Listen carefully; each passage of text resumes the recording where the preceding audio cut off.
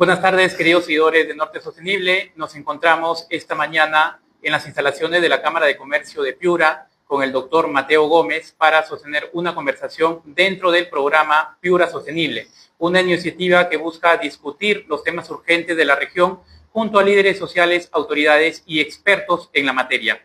Esta mañana nos convoca el tema hídrico, de la emergencia hídrica en la región Piura, y vamos a conversar con el doctor Mateo. Doctor, ¿cómo está? Buenos días. Buenos días, encantados a los amigos de Norte Sostenible.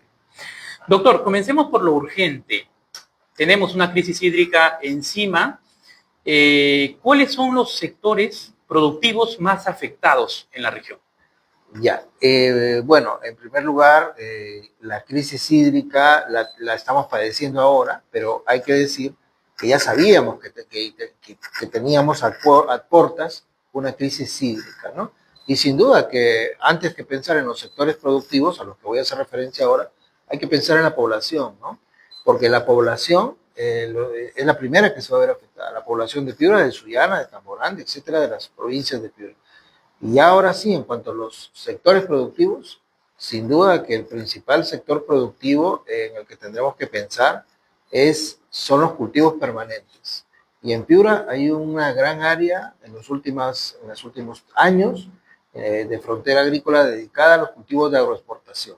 Esos cultivos permanentes, por ejemplo, los de uva, los de mango, los de limón, etcétera, son los que se van a ver afectados en primer lugar. Hay otros cultivos que también se van a ver afectados, pero que nos parece que en el orden de prioridades deberíamos considerarlos en segundo lugar, ¿no? Por ejemplo. Efectivamente, usted menciona que esta crisis hídrica está afectando prácticamente a la población. Sí, hay serias restricciones en Piura, Sullana, Talara, Paita, y como usted menciona, es algo que ya se sabía, doctor. ¿Por qué? Y esto ya lo hemos informado, nosotros hemos publicado hace poco un informe, ¿no? Ayer exactamente, sobre un informe técnico que Senami le alcanzó al gobierno regional y al Consejo de Recursos Hídricos hace 2 meses, advirtiéndoles que teníamos una sequía grave, ausencia de lluvias, y que los reservorios tenían poquísima agua. Habían informes internacionales también que circulaban desde septiembre del año pasado. CENEPRED había advertido también, doctor, en enero de este año sobre las regiones que iban a sufrir sequía. Estaba Piura ahí considerada. ¿Por qué con toda esta información, doctor, no pudimos evitar una crisis como la que tenemos? Sí, claro, esa pregunta, claro, nos tiene que hacer pensar a todos los piuranos cuáles son las causas de la crisis hídrica, que en realidad es recurrente, ¿no? Cada cierta cantidad de años, o tenemos una crisis por exceso de lluvia, o tenemos una crisis por falta de agua, ¿no? Entonces, en primer lugar, claro, está todo el tema del año extremadamente seco que estamos soportando. Tendríamos que preguntarle a Senami, por ejemplo, acerca de cómo ha ido monitoreando este proceso y cómo ha ido sacando comunicados, si son oportunos o no, para ver si solo es un año seco, extremadamente seco, o ya estamos frente a una sequía declarada, que, dígase de paso, afecta a todo el continente, ¿no? En Ecuador, en Colombia, está sucediendo exactamente lo mismo, ¿no? Ahora, además de la sequía, el segundo componente de esta crisis, me parece a mí, que es el problema del abastecimiento del agua en Piura, ¿no? El agua en Piura, gran parte del agua en Piura proviene de la cuenca Catamayo-Chira. Y esa cuenca Catamayo-Chira se almacena en un reservorio que ya tiene varias décadas, que es nuestro reservorio de Puechos. El reservorio de Puechos, en realidad, se ha hecho lo que a los gobiernos regionales que se han ido sucediendo han podido más o menos, pero ninguno abordó, realmente intentó ver qué pasaba con el problema de la sedimentación de Puechos. Puechos se ha seguido sedimentando a lo largo de los años y básicamente ha perdido 2/3 partes de su capacidad. Eso quiere decir que casi que estamos viviendo los últimos, si no hacemos nada, los últimos tiempos de la represa de Puechos. Y yo diría que el tercer componente de la crisis es la mala gestión que ha tenido justamente el agua en Piura, sabiendo la poca capacidad que tiene Puechos. Puechos es un reservorio enorme, pero ahora cuando lo llenamos solamente pues en realidad el espejo es engañoso, es solamente una tercera parte de lo que nos ofrece. El mal manejo porque se ha ido dando agua a cultivos que probablemente no han debido ser atendidos por el agua. Que consumen, ¿no?, demasiada agua. Que consumen, por ejemplo, el arroz, ¿no? En cambio, el PBI regional de Piura es buena parte soportado por los cultivos de agroexportación, por ejemplo, ¿no? Que tienen que ser atendidos, ¿no? Entonces, yo creo que entre esos tres factores, pues se ha ido gestando una tormenta perfecta que ahora estamos padeciendo todos los piuranos, ¿no? Exceso de agua o deficiencia de agua. El 2016, doctor Mateo, no sé si usted se acuerda, tuvimos una sequía muy similar a esta. Ahora, con el cambio climático, ya sabemos que tanto los niños se acortan su periodo cuando llegan, es decir, ya no vienen cada 10 años, sino ahora hemos tenido un niño costero 2017, ya con el 23, ya no sabemos si ahora va a venir otro niño o no, pero igual ha pasado con la sequía. ¿Dónde está la prevención, la previsión de las autoridades, la planificación de las autoridades, doctor Mateo? Si tenemos la información ahí. Claro. Sí, la planificación, la falta de planificación, ¿verdad? Sí, efectivamente, Piura está creciendo en cuanto a frontera agrícola. Uno de las propuestas de inversión para Piura justamente está en el sector agroexportador. Esos cultivos de los que nos sentimos tan orgullosos los piuranos en los últimos años, pues van a demandar o están demandando agua. Incluso ahora resulta que no solo no vamos a tener agua para esos cultivos, sino que los cultivos ya existentes no tienen agua, ¿no? Entonces, efectivamente, ha habido falta de previsión, falta de planificación, de manejo correcto de la dotación de agua y del servicio de agua, ¿no?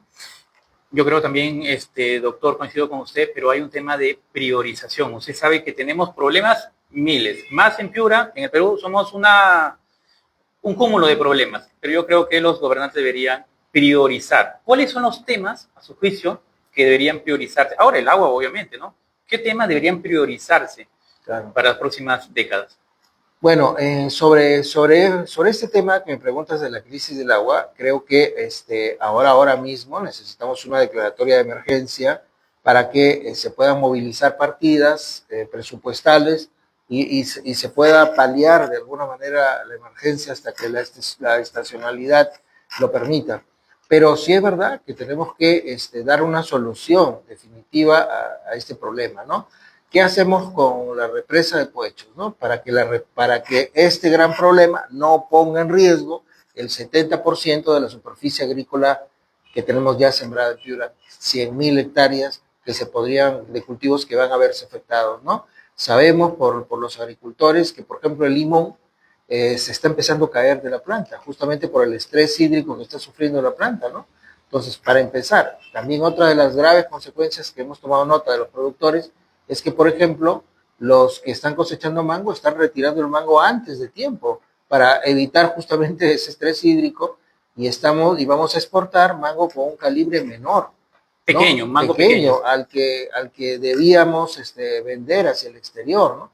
Son consecuencias inmediatas. Banano orgánico, doctor. También, sin duda, ¿no? Se va a ver afectado en primer orden, ¿no? También el frijol, los capsicum, los pimientos, todo eso, ¿no? Ahora, ¿qué hacemos, no? Ahí yo quisiera decir que desde la Cámara de Comercio y Producción de Piura, nosotros nos ha parecido oportuno intentar articular a los sectores que técnicamente pueden aportar soluciones, ¿no? Entonces, en coordinación con el Instituto de Hidráulica de la Universidad de Piura y en coordinación con el Proyecto Especial Chira Piura, que es el que maneja esta cuenca, vamos a convocar para el 22 de noviembre un primer foro técnico sobre el agua. Ese primer foro técnico sobre el agua se va a dedicar básicamente a explorar las alternativas técnicas que los expertos, los que conocen del tema, nos podrían sugerir para la represa de Poechos, ¿no? ¿Qué hacer con la represa de Poechos? Si es un tema de descolmatación mecánica, si es descolmatación hídrica, si tiene que ver con el dique, si tiene que ver también seguramente con reservorios, con satélites, lo que sea. Pero eso lo tienen que decir los expertos. Los expertos nos tienen que decir qué estudios se necesitan, qué hace falta para que luego podamos nosotros presentarlos a las autoridades, hacer seguimiento y exigir que de una vez por todos Poechos tenga una solución técnica, ¿no? Que podamos ver si es posible, salvar esa represa. Claro, el mes pasado me parece que se declaró mediante una ley de necesidad pública el financiamiento de la represa de Cohecho, la descolmatación. Ya, ahí me parece que la nomenclatura es equivocada porque en todo caso esa declaración ya tiene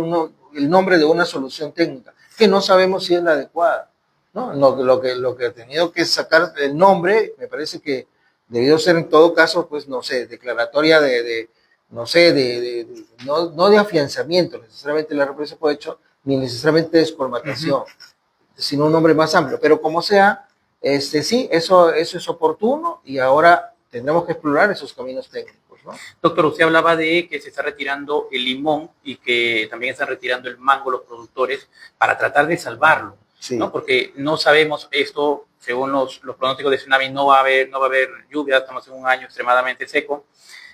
¿Cuántas pérdidas millonarias, de cuánto más o menos si se puede hablar de un cálculo de pérdidas millonarias que vamos a tener en el sector agricultura? Mira, se estima que lo que se podría perder son aproximadamente 60,000 empleos.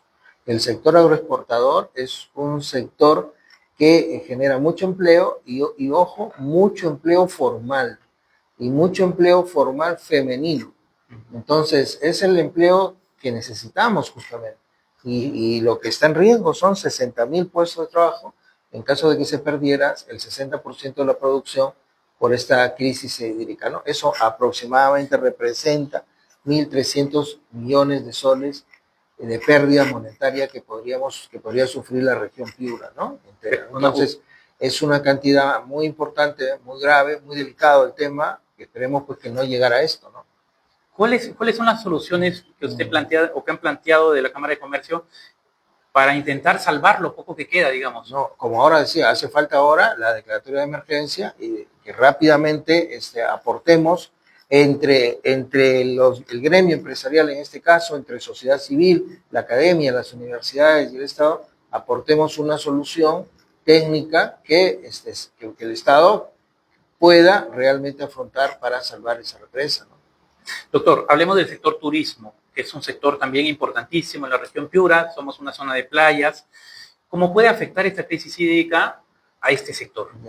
Bueno, si el agua que tenemos en la represa, que ya no sabemos si era de 114 o de 90 y tantos millones de metros cúbicos, alcanza solo para un mes y medio, y estamos a puertas de las fiestas de fin de año, de Navidad y fin de año, pues sin duda que podría eso impedir generar cancelaciones de reservas, ¿no?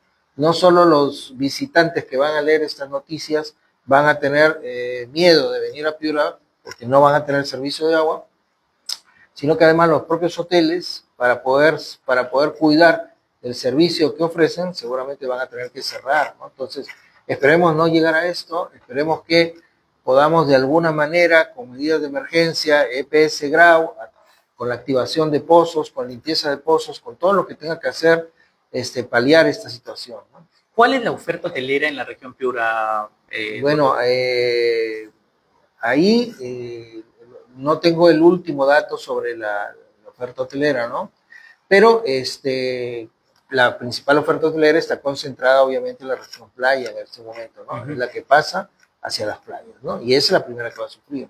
Claro, porque además hay que tener en cuenta que Máncora a inicios de año tuvo problemas con sus pozos de bombeo, ¿no? Sus estaciones de bombeo que estaban malogradas. Tuvo que intervenir el Ministerio de Vivienda de urgencia, pero ya es un problema que Máncora y Talara en general sufre de estrés hídrico, de falta de agua. Sí. Ahí uno de los temas también que tiene que estudiarse es, tenemos que estudiar esas cuencas, ¿no? O sea, ¿dónde están los estudios? Nosotros estamos preguntando dónde está el repositorio técnico de los estudios sobre las cuencas para Piura, para Sullana, para Talara, para Máncora, ¿no?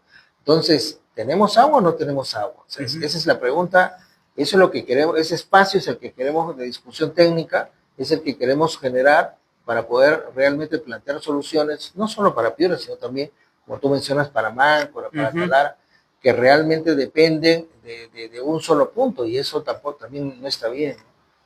Una de las soluciones, doctor, que se ha planteado es el proyecto especial hidroenergético Alto Piura, ¿no? Donde 4 etapas se iban a construir reservorios satélites, ¿no? y era todo un proyecto para ampliar la frontera agrícola. Sin embargo, han pasado más de 2 décadas, más de 2 décadas, y usted no me dejará mentir. Ese proyecto comenzó en el 2011, en la época de Ollantumala, ¿no? Han pasado 2 contratistas, la Camargo Correa, ¿no?, implicada en casos de corrupción, igual que Obraín Sastaldi, tienen actualmente arbitrajes con el Estado peruano por ese proyecto. Se ha cancelado más o menos 300 millones de soles en ese proyecto. Muchos especialistas hablan de que no es ya viable este proyecto, ¿no? ¿Se puede considerar este proyecto, se le puede empujar para intentar solucionar la crisis hídrica a largo plazo? Bueno, ahí yo creo que el gobierno nacional, que ha mostrado interés en reactivar este proyecto, que ha destinado una partida incluso al relanzamiento del proyecto, lo que está tomando en cuenta es de que ya en el túnel ya no solo hay 300 millones, o sea, entiendo que la última cifra que se mencionó era que ya había ahí aproximadamente 450 millones de soles ya gastados, ¿no? Entonces, claro, ese dinero, que es dinero público, entiendo que no se puede perder, no se puede tirar, ¿no? Entonces, yo pienso que si ese proyecto todavía es beneficioso para Piura, si todavía podemos conseguir el trasvase de las aguas del río Huancabamba a esta vertiente hacia nuestro lado, pues sin duda que sí, ese proyecto contribuiría, ¿no? Sería importante para todos los piuranos. Por lo demás, pues es un proyecto emblemático en Piura que durante décadas ha sido reclamado por la población de Piura, sobre todo por la de Morropón, ¿no? Exactamente, Churcanas, toda esta zona. Sin embargo, ha tenido un manejo bastante político, hay que decirlo, doctor. Han pasado varios gobernadores, ¿no?, que ya sabemos los antecesores del señor Luis Neira, pero ha sido muy manejado políticamente y bueno, los resultados no son nada alentadores, ¿no? Sí. Por eso es de que se necesita un manejo técnico de lo que queda de ese proyecto, ¿no? Para terminarlo, ¿no? Hay que evitar el uso político que se le pueda dar a lo que queda del proyecto Alto Piura. En general, el uso político en política pública, ¿no le parece, doctor? Sí. Hablábamos también, se habla de un manejo político en el proyecto especial Chirapiura. El año pasado se cambió al gerente, ¿no?, uno de los gerentes que más conocía el tema hídrico, ¿no?, en la región Piura. Se colocó a un nuevo gerente que ya la semana pasada fue ya destituido. Ya hay un nuevo gerente, ya no es el señor Padilla, ya hay un nuevo gerente en el proyecto especial Chirapiura. ¿No le parece que le hace muchísimo daño a la región estos manejos políticos de instituciones claves como el proyecto Alto Piura, el proyecto especial Chirapiura, por ejemplo? ¿No le parece? Claro, en general hay una cuestión importante en la gestión pública que es mantener a los que saben, ¿no? Si con cada gobierno de turno vamos a empezar a cambiar a los que saben, a los que tienen experiencia técnica en los proyectos, ahí sí vamos a tener problemas. Y es probablemente parte del problema que se ha generado, ¿no? Entiendo que ahora sí hay mucha preocupación por lo que está pasando, y entiendo que los que están a cargo ahora de la gerencia sí están realmente preocupados, ¿no? Espero que no sea demasiado tarde. Eso. Lo mismo pasaba con la empresa prestadora de servicios, ¿no? Sí. Grau. Cuando hablaba con el gerente Marco Tulio Vargas, él había pedido desde el año pasado, me parece, la intervención de Contraloría y de Fiscalía para que revisen las factibilidades de agua que se habían entregado, ¿no?, que habían entregado de manera desmedida cuando ya se sabía que Piura y los pozos, los 54 pozos subterráneos que hay en Piura, ya no daban para más. Entonces se han seguido entregando factibilidades, se ha seguido cargando un sistema colapsado y las consecuencias son obvias. Ya, ahí es verdad. Yo creo que la actual gestión de EPS Grau está realizando un trabajo técnico. Me parece que se están esforzando mucho. Realmente EPS Grau es un monstruo que es muy difícil de gobernar, pero también hay que tener mucho cuidado con sencillamente cerrar toda posibilidad de factibilidades en Piura porque podemos conseguir un efecto perverso, y el efecto perverso se llama informalidad. La ciudad de Piura ha crecido muchísimo en las últimas décadas, como todas las ciudades de Perú, sobre todo las de la costa, han crecido en los últimos 20 años aproximadamente el 90%. La ciudad de Piura ha crecido 90%, casi ha duplicado de extensión territorial. Totalmente. Pero fíjate que la mayor parte del crecimiento urbano de Piura ha sido informal. Básicamente ocupaciones ilegales e urbanizaciones informales. Entonces, el que va a tocar la puerta de EPS Grau no es el urbanizador informal, es el urbanizador formal, el inversionista formal que quiere tener su habilitación urbana con todos los servicios y invertir y realmente vender un producto serio. Ahora, es verdad que durante gestiones pasadas se estuvieron dando, entiendo, factibilidades no técnicas, factibilidades que no tuvieron en cuenta realmente el acceso a una fuente de agua, no se les pidió una fuente de agua, en fin, eso, pues sin duda que eso sí estuvo mal y eso tendría que revisarse, ¿no? Entiendo que ahora no se está dando ninguna factibilidad por eso, pero el gran problema de eso es que también no podemos cerrar la puerta al inversionista formal, ¿no? Efectivamente, coincido con usted, doctor Mateo, muy bien explicado. El tema es que cuando el inversionista formal toca la puerta de la EPC Grau y le dice, quiero mi factibilidad, quiero los servicios para esta habilitación urbana, y EPC Grau le dice, perfecto, te la voy a dar siempre y cuando tú asegures tu fuente de agua, es decir, construyas un pozo subterráneo, porque las reservas de agua en Piura están acabándose. Si le dices eso al inversionista que construya su propio pozo, que lo dice de manera técnica, y luego el inversionista no construye ese pozo porque no quiere gastar plata, ¿cierto? Y espera alguna jugada para colgarse de la red pública, a pesar de que ya le advirtieron, eso no, mal. Ese es un empresario informal, un especulador, y ese tipo de empresario es el que no queremos. El que queremos y siempre lo decimos, ¿no? Es el empresario que apuesta, que se esfuerza, que con mucho sacrificio realmente crea empleo, pasando por toda la burocracia, muchas veces excesiva, y todas las reguladoras por las que tiene que pasar, ¿no? Entonces, de las empresas formales que yo conozco, y hay muchas agremiadas en esta Cámara, eso no sucede. O sea, el que se cuelga, el que espera la oportunidad para colgarse de la red de agua, porque no va a conseguir una factibilidad en EPS Grau o una recepción de obra en EPS Grau, es un urbanizador informal.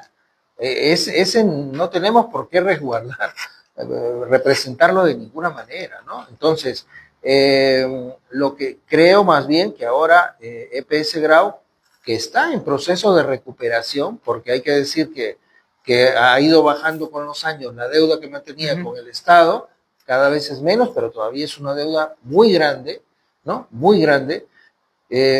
Lo que creo que también tenemos que hacer es ver la manera de cómo rescatamos financieramente, económicamente a EPS Grau. No es posible que EPS Grau siga destinando una gran parte de la recaudación mensual a pagarle una deuda al Estado, que en realidad es una deuda que no le corresponde a los piuranos, sino que ha debido ser asumida o condonada por el Ejecutivo hace bastante tiempo, como ha sucedido en otras regiones. Que además lo está planteando el gerente ahora, que le condonen la deuda, ¿no? O que asuman parte de la deuda del Estado, ¿no? Para poder dedicarse a invertir y a mejorar la distribución de agua. Tiene que ver con proyectos de UTE Fonavi que no son proyectos de Piura, por ejemplo, y que hemos terminado pagando los piuranos en el recibo de EPS Grau, y EPS Grau sigue pagando esa deuda año tras año, en lugar de con ese dinero invertir, por ejemplo, ¿en qué? En estudios sobre la cuenca hidrográfica de Piura, en explorar nuevas fuentes de agua, en nuevos pozos, en nuevas bombas, en dar mantenimientos, en fin, eso ha estado totalmente descuidado. Efectivamente, doctor Mateo, y ahí entramos al tema ya de las propuestas. Desde el punto de vista empresarial, desde el gremio empresarial, se pueden trabajar asociaciones públicas privadas para invertir, buscar proyectos que nos ayuden a revertir esa situación de crisis hídrica, o incluso obras por impuestos, que es un mecanismo muy usado, ¿no?, por empresas privadas. Hay algunas iniciativas que nos puede comentar sobre eso. Ya, por supuesto, es un tema muy importante. Proinversión es la entidad encargada de lanzar este tipo de modalidades de asociatividad público-privada. Hay dos grandes modalidades, básicamente, obras por impuestos es una de ellas. Es una salida, y yo entiendo que hay muchos inversionistas, para empezar, inmobiliarios por ahora, que sí, por supuesto que estarían dispuestos a invertir en estudios, a invertir en nuevas fuentes de agua, sin duda que al final no solo van a beneficiar a sus proyectos, sino que van a beneficiar a toda la ciudad. Por ejemplo, hay otros proyectos, el proyecto, la declaratoria de interés que ha aprobado inversión para el proyecto Algarrobo, por ejemplo, al sur de Tambo Grande, en el predio TG3, también es bien importante porque el primer componente de ese proyecto es buscar y encontrar durante 3 años con $5 millones fuentes de agua que aseguren agua para el consumo de la población, de los caseríos de Locuto y etcétera, y agua que permita cultivos sostenibles y permanentes en esa zona. Y luego vendrá pues el proyecto minero si es que puede ir el proyecto minero. Claro, una vez que tenga un consenso social, digamos. Pero ¿no? ese es un ejemplo de que la asociatividad público-privada sí puede funcionar. Le han presentado proyectos, se hablaba de inmobiliarias que deberían estar interesadas. Estamos promoviendo esto, el tema de obras por impuestos, es un tema que tenemos que desde Cámara ayudar a lanzar. Tenemos ahí una alianza con Proinversión, estamos conversando mucho con ellos para ver cómo ayudamos a lanzar, a ubicar dónde están esas necesidades de las municipalidades, de las entidades, para que nosotros podamos presentarlas a inversionistas y se pueda generar una asociatividad de este tipo, ¿no? Ahora, ¿cuál debería ser la relación, doctor, de los gobiernos regionales y los gobiernos locales con el Ejecutivo Central para intentar buscar soluciones a largo plazo, por ejemplo, en este tema de crisis hídrica? ¿No? Porque mucho se habla del centralismo, pero luego cuando se transfiere el dinero ya no saben qué hacer los gobiernos locales ni el gobierno regional por falta de capacidades técnicas. ¿Cómo hay que articular ahí? Ustedes podrían ser buenos mediadores y me comentaba antes que está impulsando precisamente, ¿no?, como un articulador ante esa crisis. Sí, sin duda, ¿no? Creo que hay espacios para que se pueda articular. Entiendo que, por ejemplo, los gobiernos regionales conversan con el Ejecutivo en los GORES ejecutivos. Hay también algo relacionado parecido con los gobiernos locales. Ahora, con los privados y con la sociedad civil, pues hay espacios que en realidad tendríamos que aprovechar mejor, ¿no? Un espacio, por ejemplo, es la Agencia Regional de Desarrollo. En la Agencia Regional de Desarrollo participamos no solo la Cámara, sino participa también la Academia, la Universidad Nacional de Piura, la Universidad de Piura, participan sociedad civil en general y participa el gobierno regional. Entonces, en esa mesa, por ejemplo, ahí la obligación de la mesa es alcanzarle al gobierno regional por dónde es que tiene que ir la inversión en Piura, ¿no? Ese es uno de los canales que se pueden utilizar, ¿no? Por ejemplo, ¿no? Doctor, estamos hablando de un tema sumamente importante en un contexto de cambio climático y creo que ya todos deberíamos darnos cuenta que estamos viviendo un desequilibrio mundial, porque el tema no es local. El Amazonas está seco, ¿no? Ecuador está afrontando una sequía que le ha llevado solamente tener 4 horas de luz en algunas zonas. Brasil, Paraguay, Colombia, exactamente lo mismo porque compartimos la cuenca amazónica.